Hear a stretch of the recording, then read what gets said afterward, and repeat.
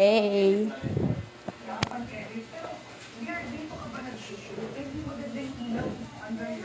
Nanonood siya ng Sir Kevin. Kuya! Ay! Kuya! Bakit? Bumangon ka dyan. Bakit? Bumangon ka. May papakita ako sa'yo. Ano nga? May papakita nga ako sa'yo. Tumayo. Ano yun? Hawakan mo. Hawakan mo. Mm. Yan. Ano naman to? Ito sa akin. Ipapaingit ako sa'yo. Ano yun? Kita mo yan? 21 cart gold. Yawan mo na pala ngayon, boy. Ito.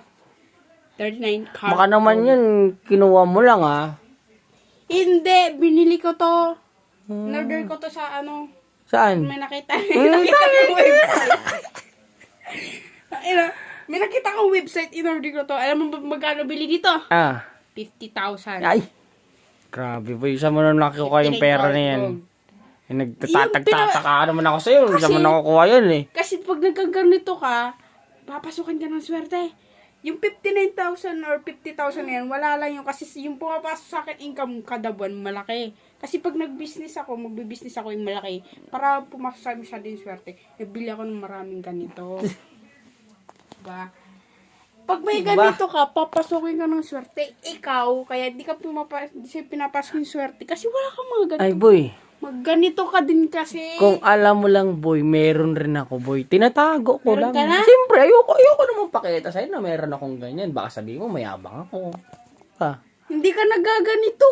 Ay, hindi ko lang sinusuot. Wala kang ganito. Kasi pag sinuot ko yun, makangalay leg ko. Bakit? Oh, Malaki ba? Mo. Ilang Pakita ko karat sa'yo, ba yan? Ano lang to? 1.1 karat. Tingin? So, boy, pag nilabas ko to, boy, hindi ko pwede kwintas eh.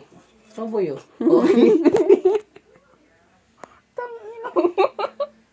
Kaya, hindi ka kaya.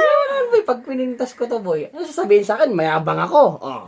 Yabi sa'yo, boy. Hindi natin din matanggal yung liig mo dyan. No? Tignan mo naman, boy. Kumikinang-kinang at di mo maintindihan.